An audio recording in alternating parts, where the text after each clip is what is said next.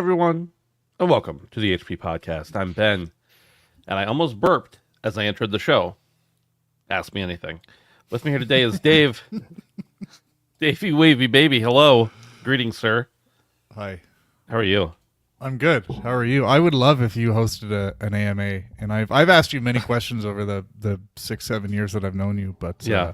I'd like to see it live with other miscreants from the internet. That would be cool. I would pay to see that. But would Not people much, show but up? I would pay a little bit. But would people show up? That's the thing. I think so. Like, why though? Like, what would be the hook? The mayor, you, the ex-mayor, Ben. Ben. You're Handsome you're an Phantom. interesting guy. Don't sell yourself short, man. I'm not saying I'm not interesting. I am, in fact, very interesting. I'm saying, do enough people know about me, know who I am, to actually like show up? I don't know about that. I think so. The biggest problem is that I don't like. If anybody asks me a question, I usually respond to them. So there's not a lot of mystery to me. I don't feel like. Brandon, the most mysterious of us all. Oh yeah. Actually, I don't know about that. I think Dave might be the most mysterious, but I needed an intro for you. Right. Hello, how you doing? I'm pretty good. I had a delicious meal. I feel very full. I do this often where I eat too much, boys, and then I'm just comatose. What did you eat? I ate a whole bowl of chili mac and cheese, with a shit ton of crackers in it. And then I was like, this isn't enough. I'm gonna eat a burrito too, and I ate a burrito, with eggs in it. And so I'm kind of like paying the price. I'm paying the price right now. So you said you ate a burrito with eggs in it. Mhm. Was it a burrito that you added eggs to, or was it just a burrito shell with eggs only? No. So it was like this, not frozen, and I think they're from Costco. They're like these pre-made refrigerated. They have like egg, sausage, and like green chili peppers in them. It's nice because they don't have that like frozen flavor to them because they're just cold. But yeah, pretty much just microwaved it up. I was gonna eat it for breakfast, but I couldn't help myself. And so, as these things go, I have very little impulse control. That's one of the worst parts about me. But especially when it comes to food, I have exceptionally low impulse control.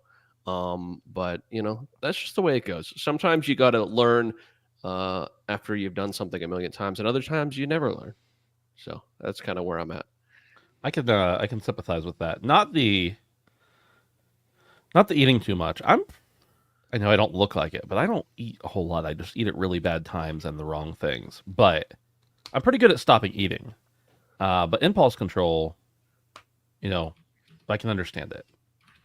But I'm also maybe there's a slight bit of OCD in my body. Dude, hey, I get that. I got some sort of mental disorder going on here. Well, you might have a few. My issue is I'm not hungry in the morning, and I force myself to eat lunch. By the time I get to like 7-8 o'clock, I'm like, okay, now I'm hungry, and I have dinner, and then I have a snack, and then I eat something else. It just doesn't work out well. Breakfast is really important. Probably 2 out of 3 days. Probably 2 out of 3 days I forget to eat until like late in the day.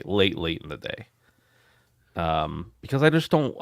Because of the way I eat and what I eat, I really don't get that hungry. So my wife will be like, "Are you hungry?" And I'm like, "No." She's like, "It's like 4 o'clock," and I'm like, "Oh, I guess I should eat." Yeah.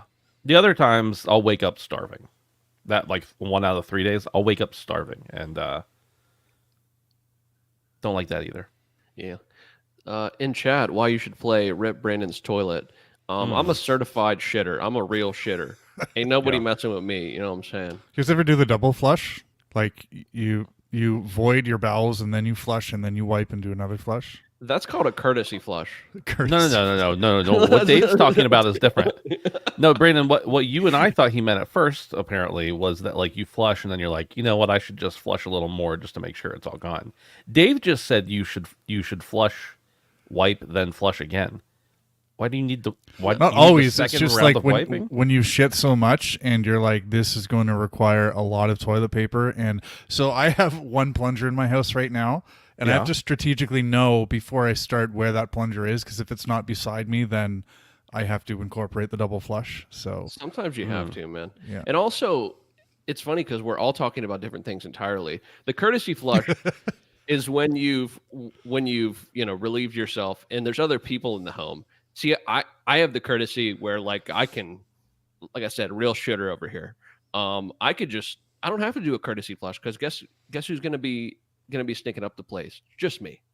The courtesy flush is relieving, flushing out of courtesy to get the most offensive of the portions out of the way, and then No, we're talking about the same thing. You're just saying that you don't have anyone to be courteous for. What I'm saying is that even if I was alone, I don't want to walk back into the bathroom for that. I'm doing myself a courtesy for for future Ben. Okay, But Brandon's saving on water. No, he does the courtesy flush. no, No, you don't not- do the courtesy flush. not for myself. No, I mean heavens, why would I? That would be a waste of perfectly good water. Kind of like your own smell too. I know, you know. Well, it's just I didn't want to bring it up, but I was kind of thinking that, Dave. It's not I don't I don't know that it's but it's like there is something about like your own brew that's just like not as offensive as like somebody Right. else's. I don't know the science behind it, and this is just a repulsive intro. I'm so sorry to everyone that has to listen to this. But it's just not the same. It's not the same when you walk into an outhouse or like you walk into a porta-john. Or the bathroom at work, it's not the same as if you would walk Right. back in like, oh, I forgot to, I don't know, change the toilet paper roll. So you walk back in afterwards or something. It's just not the same, boys. It Yeah. really isn't. And anyone that says differently is lying to themselves. It's not that I desire the scent. It's that it doesn't offend me as much as other people's scent. Right. You know. I don't get the science behind that. There has to be No. a science. We should we should like fund a research project for that. Call Before I them for- Mythbusters. Before I forget, this is kind of related, but my cat took an upper decker the other week. Say what now? Yeah. So Upper decky? his kitty litter is it's like a bin that he goes into, and it's designed to keep the mess contained and so you can't see it. And when I was in Cleveland the weekend before last, and my wife was also away, he was home alone all weekend. I think he was just mad and he shit on the lid of his kitty litter bin and just kind of left it there for us. Like there was no he wasn't sick or anything. Like the kitty litter had been emptied. I think he was just trying to like be like, you fuckers left me again, so I'm clean. It was in such a nice little pile too, but That's yeah. brutal. He Yeah. gave it the Cleveland Steamroller. Yeah, exactly. He knew where I was. Jesus Christ, dude. Paying homage. Yeah. Well, this is the HP podcast. Believe it or not, it's a show about video games. I'm so sorry. We are live Oh, yeah, here we are. on Tuesday nights, at 7 p.m. Eastern, almost every week. You can join us here on YouTube. You can also catch the show later on free feeds on Thursday mornings. If you want to sign up and be a patron and get the audio feeds, you can do so over at this thing's not working. Why isn't this working? Well, we might not have any banners tonight. Dave, can you click that banner? I don't have banner privileges anymore. Oh, did you take them away from yourself? I don't know. I think because I'm not logged in or something, but Oh, okay. yeah. Well, anyway, the banners aren't working, apparently. But you can support us at patreon.com/handsomephantom. You can sign up to be a patron for as little as $1 a month. It helps us. That's the most important part. But also, if you're an audio listener, you get ad-free early access to the show. We know there are a lot of audio listeners out there, so make sure you take advantage of that if you want. You can hang out with us on Discord over at handsomephantom.com/Discord. The banner worked. Ben died. He did this last week too. At the end of the show, he conveniently did this to where he's like playing it off like, oh, like it wasn't a big fuck you to the boys. He just dipped out. Now I Yeah. just think he's doing it on purpose. Honestly, His timing last week was perfect. So I don't know if this doesn't seem well timed. So I think we should contact the authorities about Ben. There he is. He's okay. I honestly think that this His is face. this is to throw us off of his trail because last week's exit was too perfectly timed for him not to have done it on purpose. This is a perfect sidestep. This is a perfect like sending us on the wrong trail type of scenario where he's trying to make it seem like it was an accident. Well, first of all, that was like 2 or 3 weeks ago. And second of all, I figured out why the banners wouldn't work. I was disconnecting, apparently. Here they are. Look, they're just going back and forth really quick on the screen. You have no idea which one's which. If you want to hang out with us on the Discord, you can do that, whether you are a patron or not. You can ask us questions about the Spyro Reignited trilogy. You can ask us about the Dead Rising remake if you like. But generally on the show, Epic Zombie Killer. I appreciate you being here and appreciate you asking questions. Generally on the show, we save stuff like that for the end of the show, if we can. So, without further ado, I guess we should talk about the news. Yeah, let's talk about it. Let's talk about the news. I hope Epic Zombie Killer is here at the end of the show because what I've been playing is very relevant to his name. So Nice. I would actually like to talk about those things, believe it or not. Let's go over. I did not have time to write up my own notes this week, so I found some links and we're clicking them and reading. Nintendo sues Switch modder along with a Nintendo piracy Reddit moderator. They have initiated legal proceedings against a Switch mod chip seller and the moderator of prominent Switch piracy Reddit page. The modded hardware lawsuit claims that this individual was contacted by Nintendo in March and warned to cease selling modded Switch consoles and MIG switches, which allow pirated games to be played on unmodded hardware. Despite agreeing to stop, he allegedly continued his activities, prompting Nintendo to file a complaint in federal court in Seattle. They've got him on 6 charges, including trafficking in circumvention devices and copyright infringement. Lawsuit states that he not only sold modded consoles, but offered a mail-in service where people could send in their Switch consoles to be modded, often with pirated games pre-installed. There's a second lawsuit targeting James Williams, who is claimed to be the operator behind several pirate shops offering extensive libraries of pirated Nintendo Switch games. He uses the name Archbox, and he's a moderator on the Switch Pirates subreddit, which grew to nearly 190,000 members under his moderation. Now, there's a lot more here and a lot more details. But I want to go to you boys real quick. Let's talk about this. As you know, I'm very much a, you know what? In the privacy of your own home, you wanna play some old emulated games. I don't care. Even if you wanted to get to the point where you're like, hey, I'm not buying these. I'm gonna steal them. I'm gonna pirate them. I'm gonna figure all this tech out on my own. I don't know that that's legally right. It's certainly not legally right, especially if you don't own the games on the disc or on the cart. But I probably wouldn't be upset with you. I understand. But operating a mail-in service where you can get your Switch sent in and get it modded, that just seems like you're asking for trouble. Dave, you're the more than Brandon. You're more interested in Nintendo and hate them less. So we'll go to you first. We know that Nintendo, of the big three, holds its own IP in the highest regard and kind of holds the most security around these things. So I think if you do something like this, you're kind of just asking for it. Nintendo probably coined the term "fuck around and find out." And the interesting thing about this situation is Nintendo actually gave this Daily fella a warning. And for whatever reason, he did not cease or desist. He just kept going. But I mean, we all know, and I feel like it's kind of common knowledge that you don't screw around with Nintendo. And we've talked about before how even having like, what was it, like a YouTube video with like Mario in the background, like on whatever, an amiibo, and you'll get copyright struck potentially by Nintendo. So I don't know. They're just not someone to be fucked around with. They're completely in the right here by going after these two. I know a lot of people have had taken issue with Nintendo in the past about how difficult they've made it to play older titles. So, I mean, you can be mad at them, but this is blatantly illegal. So, I'm not being an apologist for them, but it's just, this isn't something that, if this is a fuck around and find out situation, and these two guys found out. So, yeah, don't do it.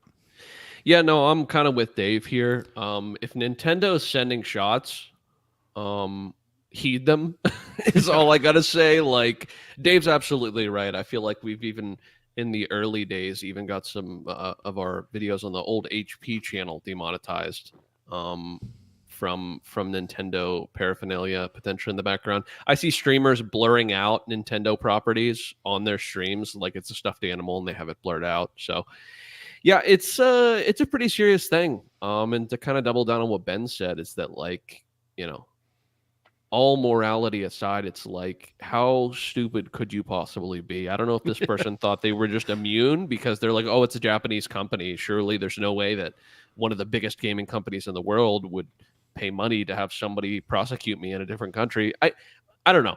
I don't know what the thought was, or if they thought maybe they can Snowden it and they could just like, I don't know. There's no logic behind any of it. Just kind of agreeing with what Dave said as well. Nintendo was nice enough to not just simply do this from the start. So I feel like that's kind of the biggest takeaway here is that either this guy is really, really just like unfortunately stupid, or he deserves it. So yeah, I don't know. I don't like Nintendo as much as the next guy, maybe even more than the next three guys combined. I don't like them that much. But he had it coming. Yeah. He had it coming, boys. He really did. So Yeah. they did. Whatever. Some of the Switch emulation stuff, I'm a little iffy on. Like, again, yes, I think it is legal if you own the cart to dump your own ROM, all that kind of stuff. There is a way to do it. But I think that you just kind of have to be really stupid to be emulating like games that are currently available for money. Do it at home. Be quiet about it. Nobody's going to bug you. Set up a service where people can send you their Switches and you send it back with a bunch of free games and it's modded. You're as Brandon phrased it, you're just unfortunately stupid. Even like, I'm not saying this is right either, but even if you're running like a local town hacking scenario, like even if it was like on the underground, like that you just like set up at the YMCA and people come see you and they're like, I want the thing. I'm not saying that's good, Nintendo. I'm joking. This this isn't a good thing. I agree. But like even that would be something. But like having an online store that can be accessed by anybody, there's just so many layers. It's like an onion of stupidity that I just keep pulling back folds from. And more layers keep emerging from underneath. So, and man, does this onion fucking stink. So, yeah, it's bad news, boys. Real bad news for this guy. It's just like a dead and decaying toad underneath. Yeah, seriously. A toad. I think that like they're gonna get Mario to execute this guy. Like Chris Pratt is gonna come in and just stab him to death with a pencil. Yeah. No. They're not. It's not even Chris Pratt. They're pulling out Charles Martinet. He's coming back. Actually gonna murder this guy. Actually gonna murder him. Every single Switch controller that they had to not fix from stick drift, they're just gonna like stone him to death with stick drift Joy-Cons. Ed Cassie says Nintendo gonna find me because I hacked more than 3 Switches. I'm sorry to tell you this, but when you just type that publicly here on YouTube and Twitter and everywhere else, Obama actually got the command to send a drone. Obama to you. So. This head guy, he's no good. We gotta kill him. This is the worst Obama ever. Let's keep talking about Nintendo for a little bit, but with a different topic. Nintendo Switch 2, or whatever it's going to be called, won't have component shortages to avoid scalping. This is from that same website, techtraduce.com. Nintendo Switch 2 has been a hot topic ever since rumors of its development surfaced online. The hype reached a whole new level in May when Nintendo confirmed that their next console would be revealed before April 2025. Recently, during a general meeting of shareholders, Nintendo executives addressed concerns about preventing the reselling of their upcoming console. Nintendo president responded to inquiries by emphasizing that the best way to combat scalping is to ensure that customers can purchase the console directly from retail outlets. He stressed that meeting customer demand through sufficient production is the primary strategy for preventing the need to turn to resellers. Boys, there's a lot more here again, a lot more in this interview, but how long has Nintendo been underproducing their stuff? All the way back to at least the Wii, where the Wii was really hard to get. And then I think the Wii U nobody wanted, so it was fine.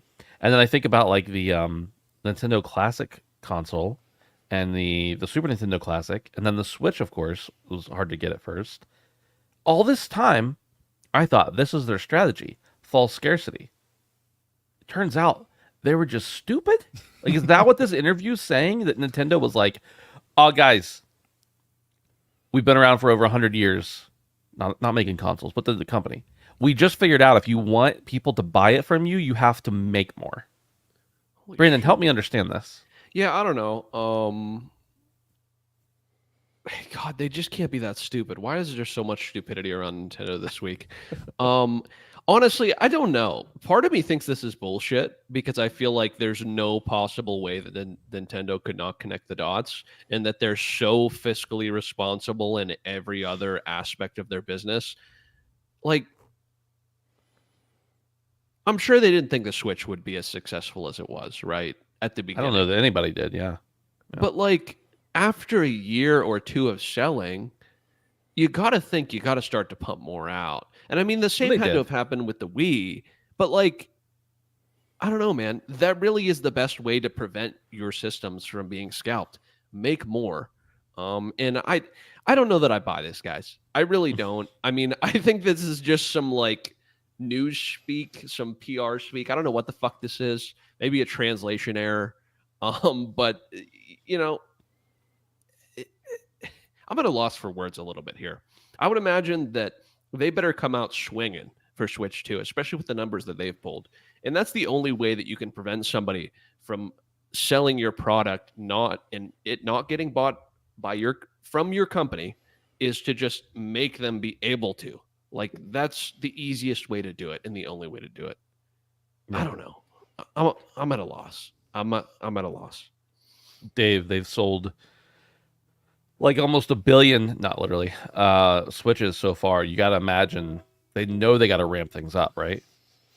Yeah, I mean, I'm looking at this at a lot more positive light than you guys are. Let's go back about a month, 2 months ago, when we discussed a story about how Nintendo was taking a different approach to the launch of their next console, and they didn't want to take their success for granted. And they kind of referenced with the transition from Wii to Wii U, and obviously the Switch has been such a smash hit.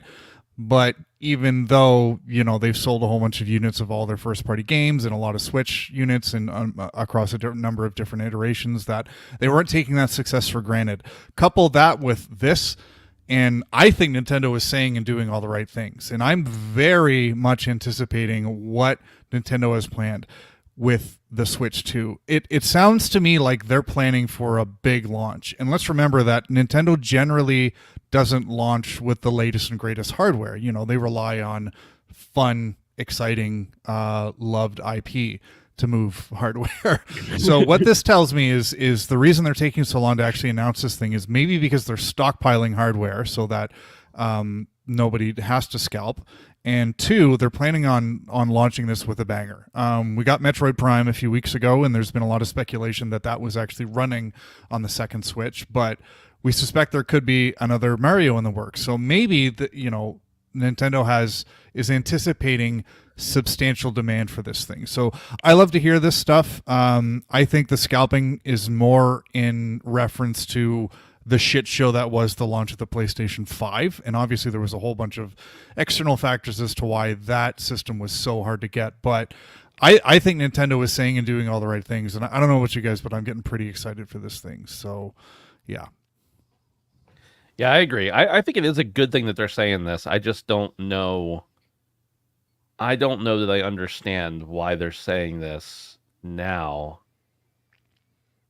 And I was kind of being facetious earlier when I said that it turns out they're just stupid. It has always seemed to me like a strategy that scarcity was a little bit of what made their consoles special and why they sold so well. Because as soon as you could get one, well, you got to buy it because you might not get another chance. Maybe you don't even want one yet, but you know you need to buy it because if you don't now, you're not going to get it later. It's the same idea with their games, where if you don't buy it new and you want to play it, good luck. You're probably waiting 2 to 3 years for a first party Nintendo game to drop in price at all, even like a Black Friday or something. Yeah. Honestly, Ben, I agree with you. I always thought that was a part of the strategy as well, even with something like Amiibos. Like, Yeah, I think that is a strategy for sure. yeah, I don't know, man. It's just it seemed like a thing for many years, and I'm in agreement with you there. Very well. Let's stop talking about Nintendo now. Thank God. Let's instead talk about Crazy Taxi. Yeah. Oh, yeah. This comes from automatonmedia.com. It says Sega recently announced that they are recruiting development staff for a new Crazy Taxi title. This posting indicates the sequel will be a large scale, open world, massively multiplayer driving game. A video interview with the game's development team reveals further details. Sega announced that they were working on new titles back in December for 5 of their IPs, including the Crazy Taxi franchise. The Crazy Taxi series had the players assume the role of a taxi driver, taking passengers to their destinations in the fastest time possible, and earning tips by performing dangerous stunts. The high adrenaline series will be getting its first mainline entry since Crazy Taxi 3 High Roller from 2002. In the interview, series producer remarks that the upcoming game is being developed as a completely new Crazy Taxi, but can be played by many players at once. The team is currently resolving the specifics and testing the game's compatibility with multiplayer play. Their goal is to maintain the Crazy Taxi style while implementing new mechanics. Apart from a realistic city environment, the developers mentioned working on theme park like map and motifs inspired by the U.S. West Coast. Dave, this past weekend, Brandon and I saw someone who actually was like cosplaying Crazy Taxi, but they had a real car that was the Crazy Taxi car. It was painted exactly like it. It was actually really fucking awesome. It was awesome, Really and awesome. the guy driving it was dressed like he came right out of Crazy Taxi. But Dave, do you have any affinity for old Crazy Taxi, and do you have any excitement for a massively multiplayer Crazy Taxi? Yeah, I played the original and I thought it was cool and it was fun and it was very arcadey. As far as translating this into like an MMO type of environment, I don't know if there's enough meat on that bone to make it into an interesting world. And honestly, when I saw this, my first thought is we already have GTA Online. Like Yeah. how could this be successful in a world with GTA Online? So I don't know. A Crazy Taxi just kind of seemed very focused in on one mechanic, and I don't know how you could make that into something that was interesting enough to kind of want to do in a massively open world environment. I mean, I need to see it, but I'm a little skeptical, and I feel like Sega may have been better served to focus a little bit more on be a little bit more true to the original and add in some light social elements to make it Twitch friendly. I don't know, but yeah, this seems a bit ambitious to me. But I am curious to see what this would actually look like if it does in fact become an MMO. So yeah, Brandon, make it free to same play. Then I don't know. All bets are off. But yeah, it depends. But the MMO moniker is kind of old fashioned, isn't it? Because we've sort of moved past that somewhat. I hear MMO and I think subscription based, but that's not really how games succeed. So again, if it is like a free to play, like more modern model, then we could be onto something here. But still sounds a bit much to me. I can just imagine all the microtransactions you could get, Right. just for the clothing and different outfits, because like the game's all about style, man. Right. Brandon, your thoughts? Yeah, no, I honestly think it sounds pretty cool. Aside from playing Crazy Taxi occasionally here and there at shows and stuff, I don't have a ton of experience with the series, but this kind of interests me as a point to like kind of step in. I mostly agree with what Dave's saying. I would wonder how that would translate well to a multiplayer game. And I would be worried about the same thing. But the first thing that came to my mind when I hear cars, online, and stunts is a little game called Burnout Paradise from Criterion. And I thought about how amazing that game was. And not that that's anything like Crazy Taxi, but it's also a game where you drive around in cars only, in a game that is heavily based on stunts and, other things, crashing cars. I get Burnout. It's not a one-to-one, but that's the first thing I thought of and how awesome that experience was. And honestly, I think it can be done. So yeah, I don't know what all it's going to involve. I would need like a banging soundtrack first and foremost. I feel like that's going to have to be essential. And I would need it to be a little bit more something. The free to play does intrigue me. I don't know that I would love that because I do agree with what Ben said too. I think that will kind of put it in the ground as far as microtransactions go. And I'm not one to spend on microtransactions personally. I think that'd help it reach a wider audience. But yeah, I don't know. We'll see. I think that the idea of it is very intriguing to me. I think it has a high probability of just completely flopping, but I really, really genuinely do not want it to. So Yeah. To what Dave was saying, well, first of all, I think it sounds really cool. I think a massive multiplayer, whatever. Just we can just call it multiplayer at this point, right? right. Crazy Taxi would be pretty cool. But to Dave's point, I don't know what place it has, and I really just hope that Crazy Taxi stays pure. And maybe you got to get out of your car occasionally for something. You go up and talk to a client, whatever, start a quest. But so much of the appeal of Crazy Taxi to me was that you're just driving from one spot to the next. I don't want to get out and have to like walk the dog or something. You know what? I don't know. Whatever. We like Dave said again. We already have GTA Online. I don't need to live in this whole world. Just let me take people from one spot to the next. Maybe I got to do something weird. Maybe I got to like start a quest line with them. Maybe I got to drop them off in a bizarre way. I got to race somebody else there that's in the multiplayer world. I think there's a lot of cool ways it could work, but I just don't want it to be like oh, okay, now it's time for me to go do the taxi thing. No, the game is about being a taxi driver. That's what made Crazy Taxi fun to me. Not that I want to be a taxi driver, but you understand. It was just very simple. You drove, you stopped when you needed to pick someone up, and you drove, and then you stopped when you needed to drop them off, and then you drove again. And that's kind of what I want. Maybe I just want a Crazy Taxi remake. This is just using the name, and maybe that's okay. But we'll see what it ends up being. It'll be interesting, nonetheless. Helldivers. Helldivers. According to Forbes.com, well, actually, this is from a lot of places, and Dave posted this in here. After the initial success, Helldivers 2 has lost 90% of its players with no signs of recovery. I have to disable my ad blocker. Give me a moment. Just buy the subscription, Ben. Nope. All right. Ben, there's tons of local singles looking to hook up with you tonight.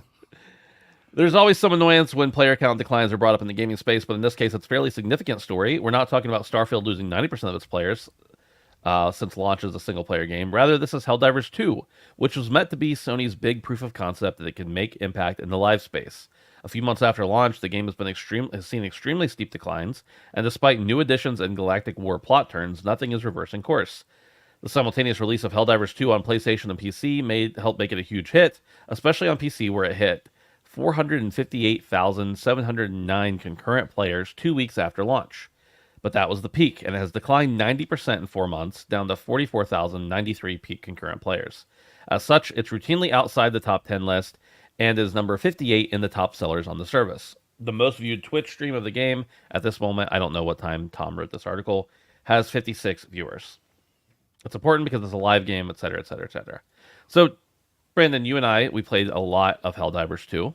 Yeah. I put, 60 to 70 hours in it in the first month to month and a half it was out. You were about the same, I think. Had a lot of fun. Spent some money on the battle passes or whatever they were called, the war bonds, etc. And it was great. But then other things came along and I moved along. And I don't understand why that's a problem. I think this is the problem that it's lost 90%. But how do you feel? Do you feel like the game is in trouble? I mean, it's still got 46,000 concurrent players on average. Yeah, I mean, and that's on Steam. Correct. Yeah. So, not to say that it potentially didn't have a similar trajectory on PlayStation, but this is kind of just what happens generally. I mean, 90% is a large amount to drop, but this is the life cycle of a game. I mean, I don't know. I don't think it spells anything huge for this developer or Sony in general. Like, I feel like this is maybe a little steep for its rise and success, but it also experienced an astronomical rise. Yeah. And with that sometimes comes a fall off that doesn't always correlate in the way that other games would. Even look at something like Call of Duty. It's like, this is also, it's not a new IP, but it's a reinvention of an old IP. And so, like, not to say that it doesn't have the prestige to keep it going, because I'm not trying to take anything away from the game. It's amazing. I love it. It's just exactly what you said, Ben. It's just, I played it for a bit. And to be completely honest with you, I'll just be completely frank with you guys, is that, like, I only need the last currency now. That's the only thing I need after playing 50 to 60 hours of the game. I only need the hardest currency you can get in the game, and none of my buddies are playing it anymore. So like, I'm not gonna, maybe people can go in with randoms and play some of the super hard shit, but I wasn't gonna do that. I tried it once or twice and I didn't have a good experience. Maybe I didn't try it enough. But that's why I fell off, and not because I didn't like the game, not because I think it speaks poorly of how they've developed it or the new live service things that they've put in it, but I just moved on. And I think that's probably what a lot of people did. I wouldn't be surprised if, we get a big update or some big change and there's another spike and stuff. That's just kind of how it goes. I don't know. Yeah. I think that a lot of places are trying to sensationalize this. And I'm not taking away that 90% is a lot. But what I am saying is that I don't think it's really that big of a deal. Like, I don't know. Yeah. I don't know. Dave, I feel like, maybe this is not what they wanted, but if I still had 46,000 people playing my game 5 months into it, I'd be pretty happy. And also, they're saying 90% from the peak, the highest it ever was, not the highest average, which is probably a lot lower. But I don't know. What are your thoughts on this? You brought it to us. Yeah, I 100% agree, because there's sort of that period of normalization that you go through with a game like this, and Helldivers 2 blew up. So even losing 90% of your player base this far on from release, like, that is still a very healthy player base. Let's also keep in mind that 2024 has actually been a pretty good year for releases. So to expect this game to maintain that kind of trajectory, also considering that this isn't coming from like a massive developer, it's supported by Sony, but it's still coming from a fairly small team. It just isn't realistic for them to kind of hold on to that kind of trajectory in those numbers. But Radic brings up a good point, is this game sold millions of copies. So as soon as they flip the switch and release some new content, a lot of those people are going to come flooding back because they bought the game. So, I think this is kind of interesting every time this comes up with a live service game. There was a similar story a couple of weeks ago about Sea of Thieves on PS5 losing like over 50% of its player base, which again, it's natural with the live service game. But I mean, Helldivers 2 went through so much shit when it first launched. There was just problem after problem. Like, there was a period of like 3 or 4 weeks where we were talking about Helldivers every single week for some shit that like the developer wasn't really responsible for. It just, I don't know, just problems and problems. So considering they've gone through all that and still have close to 50,000 people playing concurrently, I think it's still a success story. So, yeah, I don't know. It's just a matter of time before they come out with a significant chunk of content to bring people back. And again, you guys will probably go right back in. I'm waiting for an excuse to play the game. So, yeah, I think Helldivers 2 will be remembered as a success. And I think it's probably going to be the game of the year conversation for many people, because this was a surprise to many. So yeah, no, I'm with you, Ben. 50,000 people is still strong, even though it's outside the top 10. So yeah, I think they probably permanently lost some people with the whole PlayStation connection debacle that happened, but I really doubt it's a lot. Like, that's not the majority of the people they lost. And I also like how Paul, I think it was Paul Tassi in this article, says in the title, has lost 90% of its players with no signs of recovery. What the hell does that mean? Dude, it's no sensational. signs of recovery. That's what I'm trying to tell you. It's literally just sensational. That's what it's funny. At the end of the article, he actually added in a passage where he was called out by the community manager at Palworld for saying, stop bringing this shit up. Right. Because it's kind of tired. And I guess part of the reason I wanted to talk about this was just to see, like, this always comes up. Like this player base drop off. I saw one about Starfield, and they posted it in like January, and it's like, of course people aren't playing Starfield anymore. They finished the game. Yeah. So I don't know. The one interesting part about this is when it's, as Paul points out in the article, this is a first big shot for Sony at proving they can do something in the live service space. So Sony fucked up a lot. Arrowhead did not, and Arrowhead paid the price. So it will be interesting to see how, when that other game, I can't remember the name of it, from the ex Bungie devs. Marathon? Oh, No, yeah, that's Marathon. current Bungie devs. What did you say? Marathon? We were wrong. We were wrong. Yeah. I can't remember. I don't the know. game. I don't know trouble. The one that looks like a Guardians of the Galaxy ripoff. But I mean that may be their next big attempt at something Concord. like this. Or Concord. Yeah. But I don't know. Like the grapes. Yeah. And the wine. Mm. Braddock chimes in. I know it was probably a delay, but it was funny because we had finished and he said Concord. Dave, this one I picked out especially for you. This comes from VGC, Video Games Chronicle, and says a number of Assassin's Creed remakes are planned. In an interview on the Ubisoft website, Guillemot was asked what Assassin's Creed players can expect from the series in the future.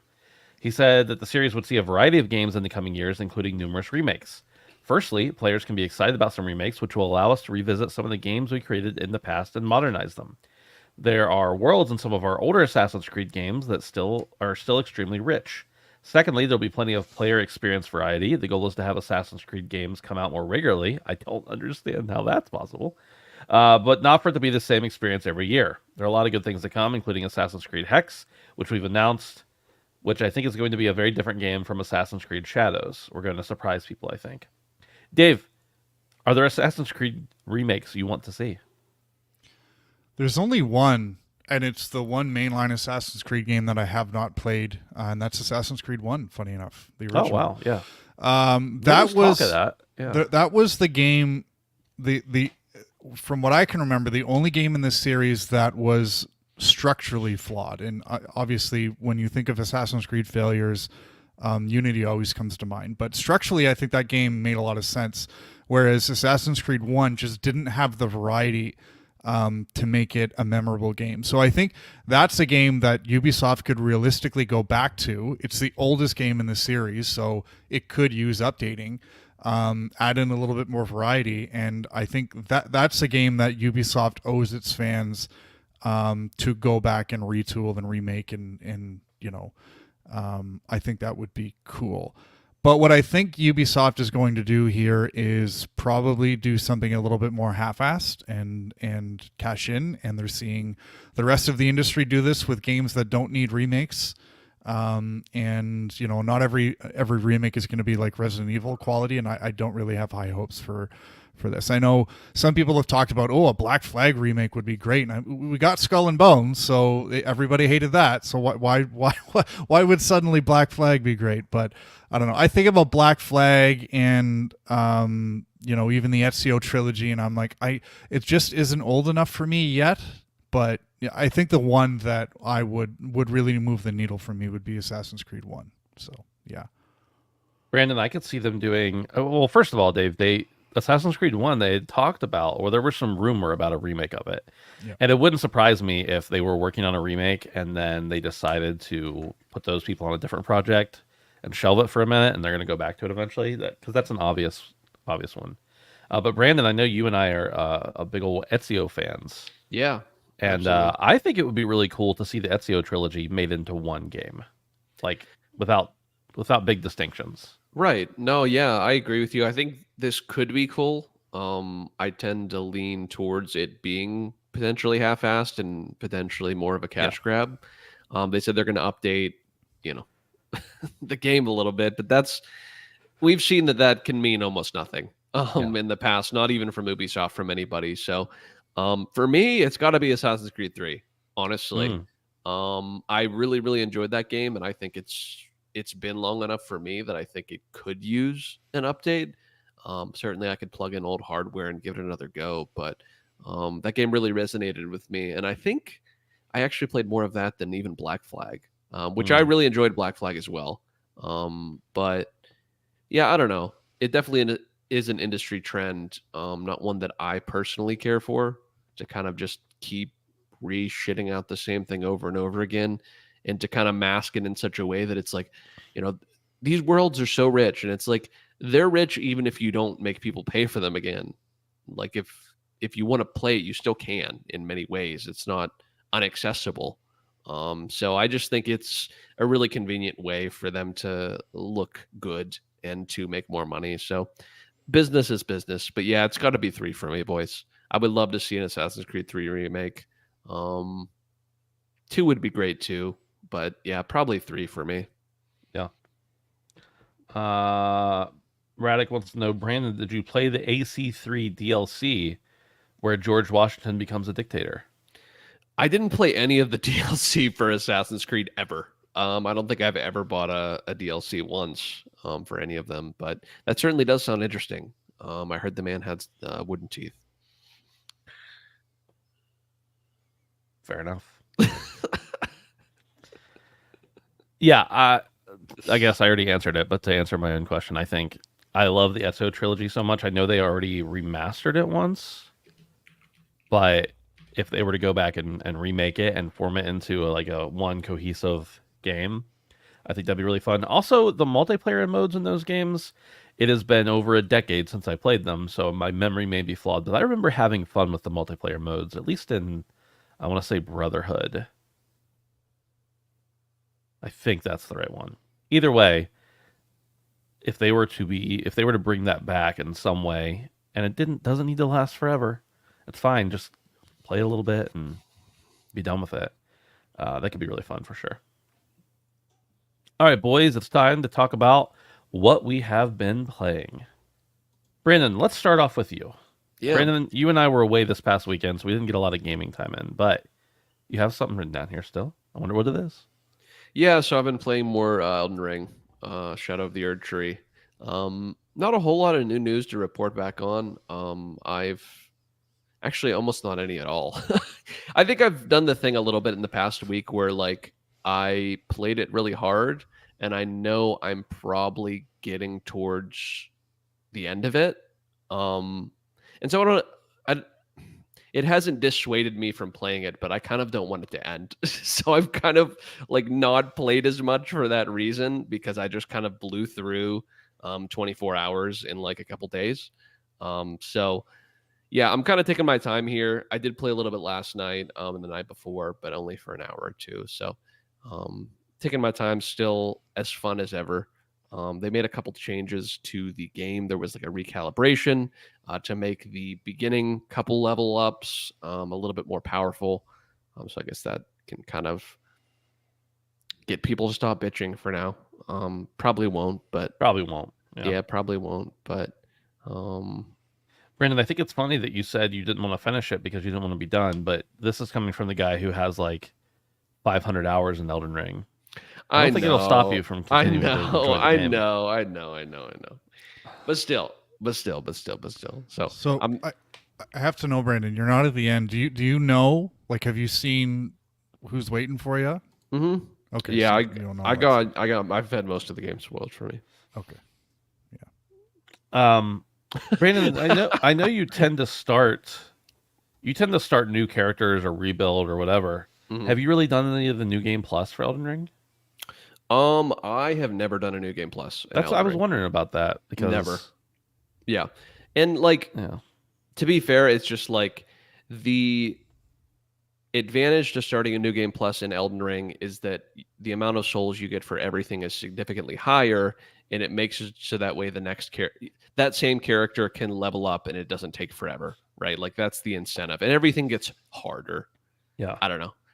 Maybe for the first couple New Game Plus, it's a little bit harder, and then it gets significantly more harder. But I think it's easier after you've gone through and are leveled up, at least for New Game Plus 1 and 2, from what I've heard. So, yeah. But yeah, I've never done that. I honestly just end up starting a new character, which in some ways I think is actually more difficult than starting over is more difficult than starting a whole new play style. Right, exactly. Yeah. So, but it's been great. It's been great, man. Still really enjoying it. Nice. Davey, what about you? I've been playing Doom Eternal. Hell yeah. I've only played like a little bit more than an hour because I had a pretty busy weekend too. But yeah, Doom: The Dark Ages was announced a little while ago, and that was probably one of my favorite announcements from Summer Games Fest. And I realized I still hadn't played Doom Eternal, and I grew up on Doom 2. It was just something that Me and my friend, probably one of the first like PC games that I played a lot. And it's been really cool playing through Doom 2016 and now this, and like seeing how like true to the classic that they are while modernizing it in such a cool way. Just seeing all the different character classes, and even like the ammo pickups and the health and stuff, and the old theme song like updated for, you know, it's just so cool. It's so fun. And I think if you have a really nice pair of headphones that you just recently bought and you want to test them out on something, Doom is a fucking awesome game to play. And it's not just the soundtrack, but the sound effects in this game are unreal. And Doom 2016 was great, but I think they really kind of took it up a notch, especially when it came to like weapon audio and weapon sound effects. In Doom Eternal, because it hits you like they put a shotgun in your hands right away, and you fire that thing, and it's like whoa, and then you get that second machine gun weapon, and everything is just so punchy and like impactful. So, yeah, I'm looking forward to really kind of diving deep into it.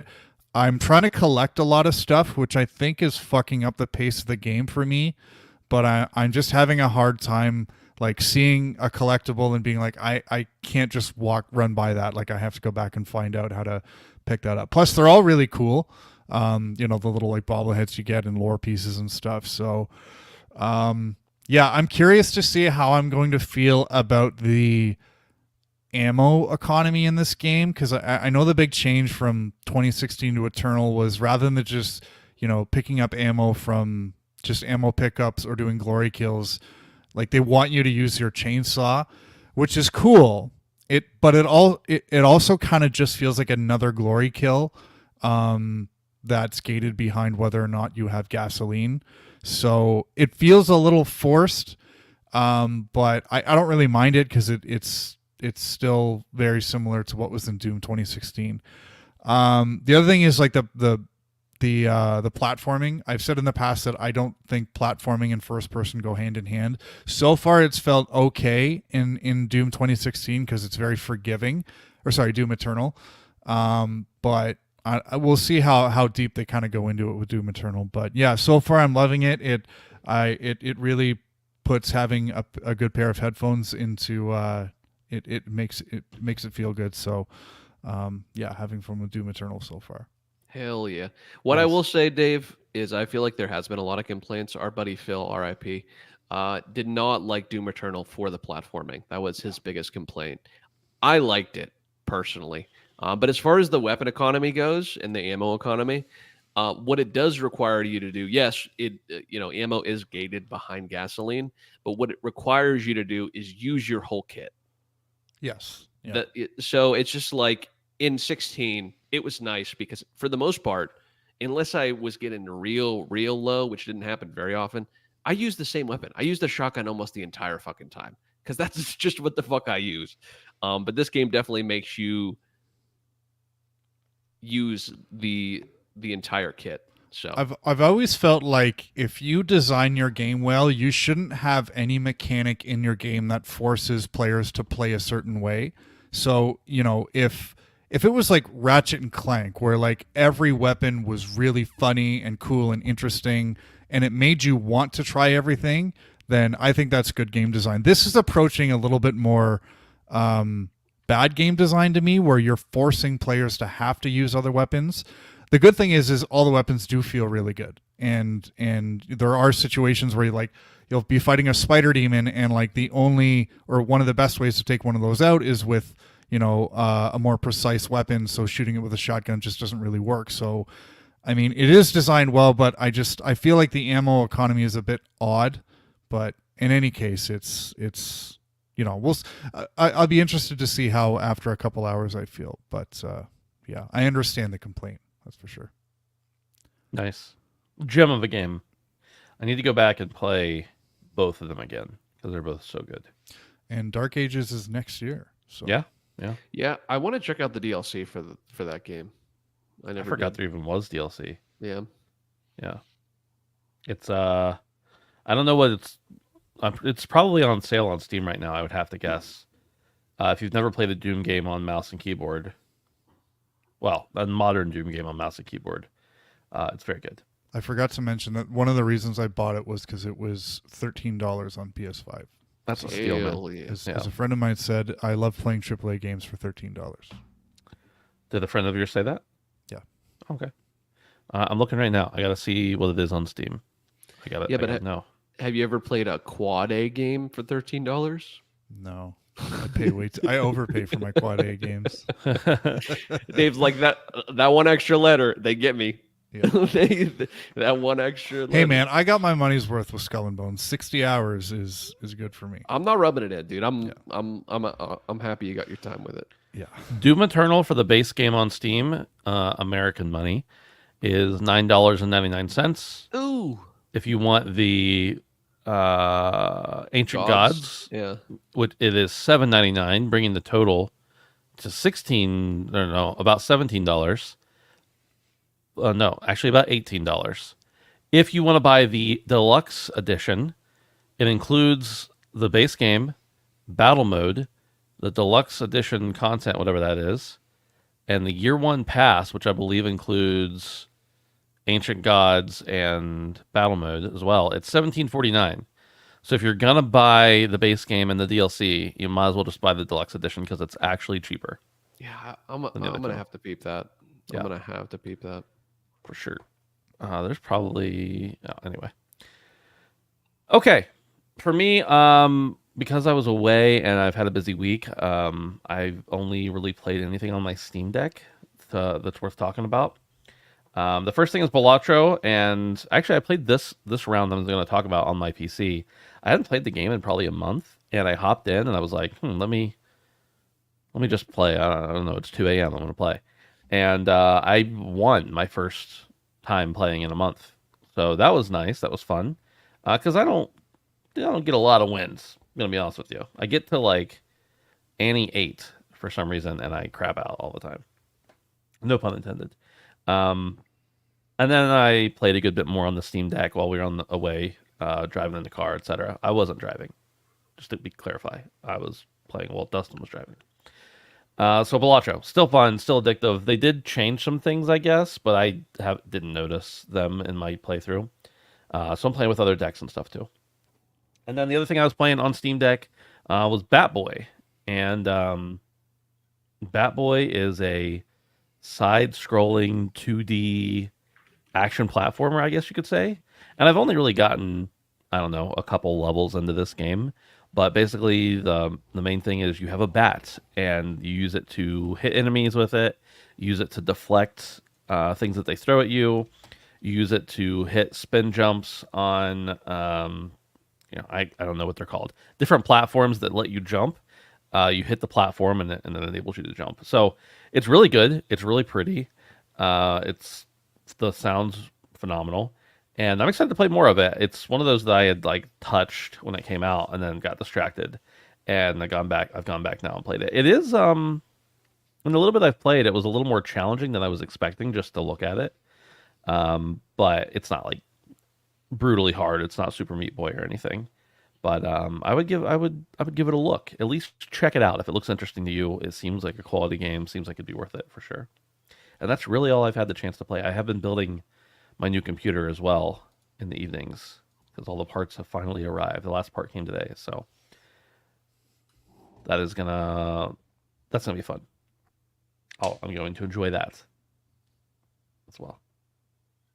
That's all we got. That's it. That's the Wow. show.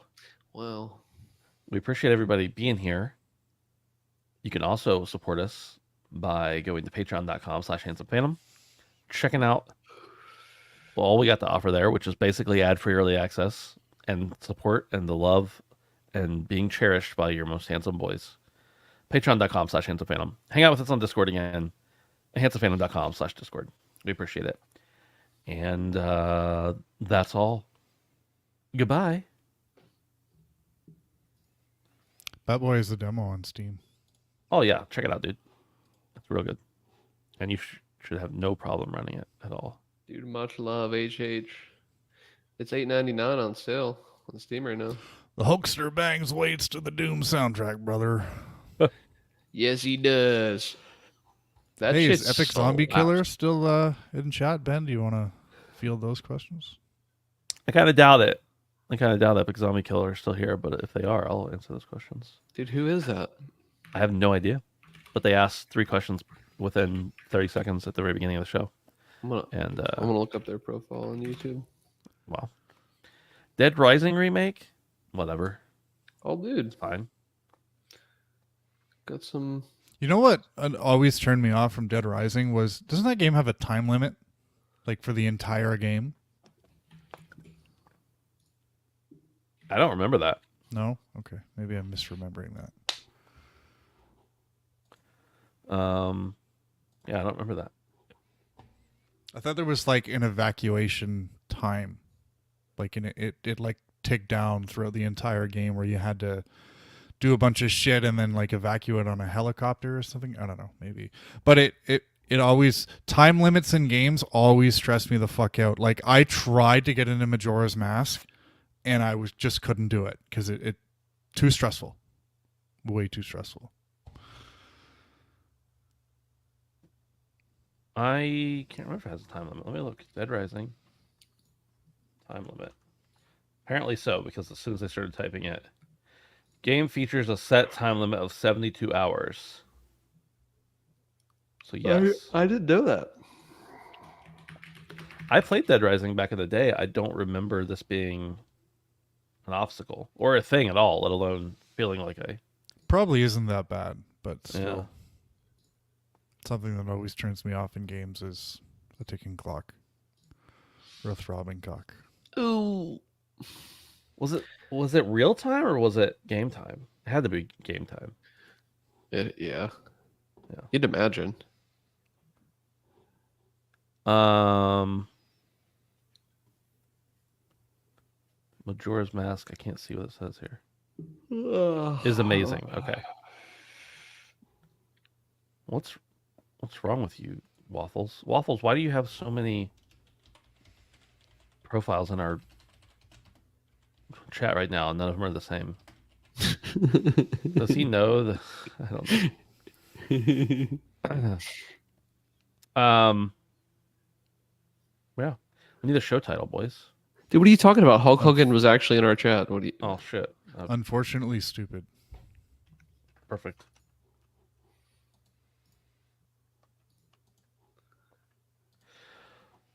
Alrighty, boyos. Happy High Treason Day, you turncoats.